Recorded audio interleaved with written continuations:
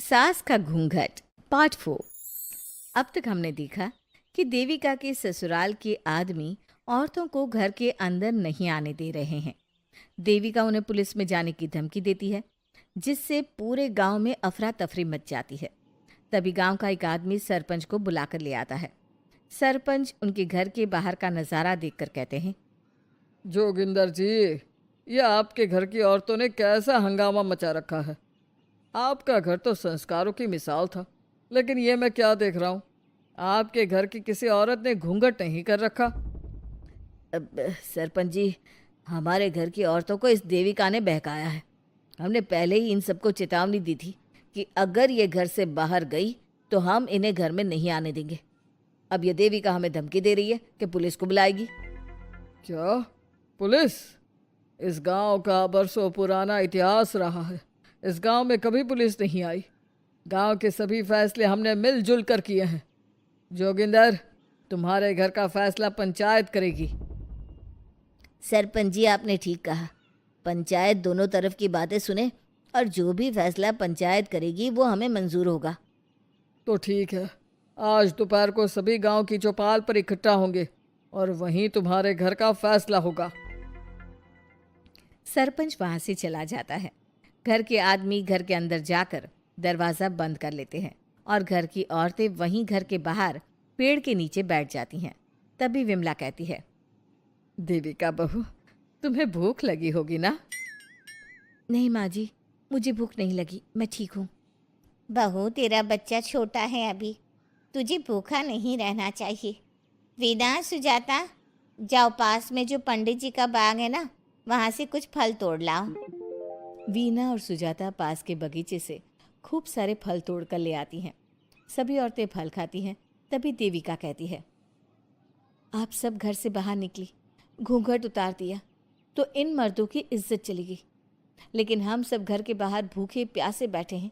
इस बात पर इन अहंकारी मर्दों को शर्म क्यों नहीं आ रही? हाँ देविका, तुम ठीक कह रही हो। अगर हम मर भी जाए ना, तब भी इन मर्दों के लिए इनके बनाए गए नियम कानून ही अहम रहेंगे, हम नहीं। सुजाता भाभी, मुझे तो सबसे ज़्यादा सचिन पर गुस्सा आ रहा है।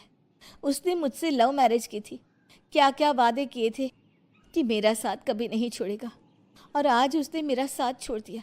अपने बच्चे को एक बार भी नहीं देखा उसने।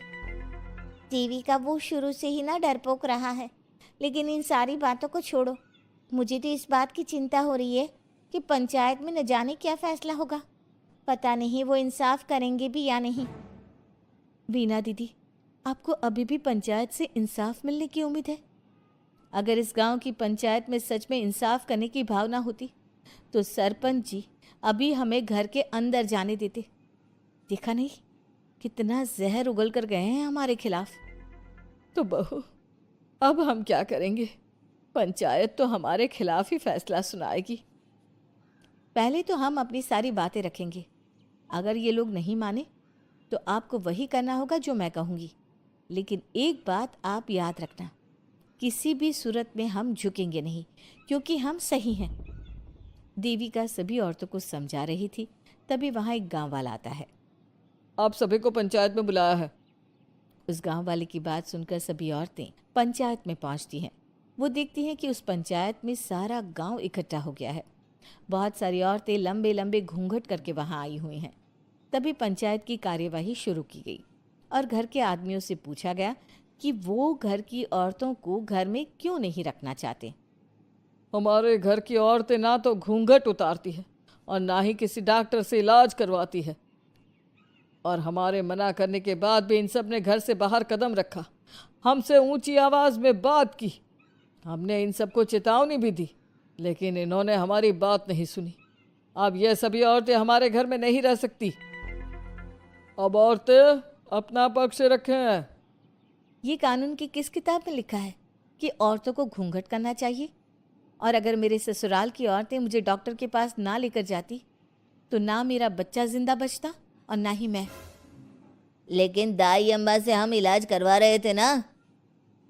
दाई अम्मा को कुछ समझ में नहीं आ रहा था। देविका का इलाज दाई अम्मा के बस की बात नहीं थी। काफी देर तक दोनों पक्षों में बहस चलती रही। दोनों एक दूसरे पर आरोप प्रत्यारोप लगाते रहे, लेकिन दोनों पक्षों की बात सुनने के बाद पंचायत ने जो फैसला लिया उसके लिए तो देविका पहले से ही तैयार थी। दोनों पक्षों की बात सुनने के बाद पंचायत ने यह फैसला किया है कि सारी गलती महिलाओं की है। अगर वो अपने अपने पतियों से माफ़ी मांग लेती है और वादा करती है कि भविष्य में कभी ऐसी गलती नहीं दोहराएंगी, तो वो घर के अंदर प्रवेश कर सकती हैं। हमें पंचायत का फैसला मंजूर नहीं है। हमने कोई गलती नहीं की जो हम माफ़ी मांगे। और किस बात का वादा करें हम? हमने देविका की जान बचाई है, तो आप हमसे भविष्य में किसी की जान ना बचाने का वादा ले रहे हैं क्या? अगर तुम्हें पंचायत का फैसला मंजूर नहीं है तो तुम सबको घर में नहीं पुरानी हवेली में रहना होगा, जो अब खंडहर बन चुकी है। यह खंडहर तुम्हारे घर के सामने ही है। सरपंच जी, आपका फैसला सही नहीं है। एक बार और सोच लीजिए इस फैसले के बारे में। ओ शहर की छोरी, 4 किताबें क्या पढ़ ली, हमें सही गलत का पाठ पढ़ाएगी? तुझे पता नहीं कि पंचायत का फैसला यहाँ सदियों से चलता आया है और लोग उसी को मानते आए हैं। अच्छी तरह जानती हूँ सरपंच जी। अगर मैं चाहूँ तो आपके इस फैसले को कोर्ट की चौखट तक ले जा सकती हूँ। पुलिस को बुलाकर अभी घर के अंदर जा सकती हूँ। पंचायत और घर के आदमियों की शिकायत पुलिस में कर सकती हूँ और अपने बच्चे को उसका हक दिलवा सकती हूँ। लेकिन नहीं, मैं ऐसा नहीं करूँगी। मैं उसी खंडहर में रहूँगी और इस गांव के आदमियों को दिखा दूंगी कि औरत खंडहर को भी महल बना सकती है, और वो भी बिना किसी आदमी की मदद के। सारे गांव की औरतें देविका की बातें सुनकर हैरान हो जाती है। उनका जीवन घूंघट और घर के 4 दीवारी के बीच में ही था। कोई औरत अपने हक के लिए पंचायत से भी टकरा सकती है, ये बात उन्होंने पहली बार सुनी थी। अब देविका घर की औरतों के साथ खंडहर में चली जाती है। माँ जी, ये खंडहर तो काफ़ी पुराना है। भाभी, खंडहर पुराने ही होते हैं। मुझे तो डरावना भी लग रहा है। मैं डर की वजह से कभी इस खंडहर के आसपास भी नहीं आई, लेकिन मुझे क्या पता था कि एक दिन इसी में रहना पड़ेगा। ये तो टूटा फूटा भी पड़ा है। माँ जी, एक काम करते हैं, ये खंडहर तो काफ़ी बड़ा है, इसलिए एक हिस्से की साफ सफाई करके उसे ही रहने लायक बना देते हैं। बाद में धीरे धीरे पूरा खंडहर ठीक कर लेंगे। हाँ बहू, तुम ठीक कह रही हो। विमला भाभी और मैं इस खंडहर के टूटे हुए हिस्सों पर मिट्टी और ईंटें लगा देते हैं। सुजाता और वीना, तुम साफ सफाई कर लो। सभी औरतें मिलकर खंडहर के एक हिस्से को सुधारना शुरू कर देती है और काफ़ी देर तक मेहनत करने के बाद वो उस हिस्से को काफ़ी हद तक अच्छा कर लेती हैं। और इसी तरह रात हो जाती है। सभी औरतें बैठकर बात करती है। माँ, हमने इस खंडहर को घर तो बना दिया है, लेकिन ये घर चलेगा कैसे? हाँ माँ जी, मैं भी यही सोच रही हूँ। और हम सब तो बड़े हैं, गर्मी सर्दी भूख कुछ भी आसानी से बर्दाश्त कर सकते हैं। लेकिन देविका का बेटा बहुत छोटा है, उसे तो हमें अच्छी तरह से पालना होगा ना। मैं भी यही सोच रही हूँ कि आगे हमें क्या करना चाहिए। कम्मू और मैं मिलकर मिट्टी का चूल्हा और मिट्टी के बर्तन बना देते हैं। कुछ दिन के लिए खाने का इंतज़ाम भी हो जाएगा, क्योंकि यहाँ पर खेत और बाग बगीचे आसपास ही हैं, कहीं से कुछ भी ले सकते हैं। पहले आप मुझे ये बताइए कि आप सब लोगों को आता क्या है? मतलब कोई ऐसा काम जिसका आपको शौक हो, जो आपने बचपन से किया हो। बहू, तेरी दिमाग में चल क्या रहा है? माँ जी, बहुत कुछ चल रहा है। बस अब हमारा सारा ध्यान इस बात पर होना चाहिए कि हम अपने लिए अच्छे से अच्छा क्या काम कर सकते हैं। आप सब हिम्मत से और समझदारी से काम लो, फिर देखना हम इस खंडहर को भी महल बना देंगे। इसके लिए सबसे पहले हमें आत्मनिर्भर बनना होगा। देविका सभी को समझा रही थी, तभी उसका बेटा रोने लगा। उसने अपने बेटे को गोद में उठाया और उसे चुप कराने लगी।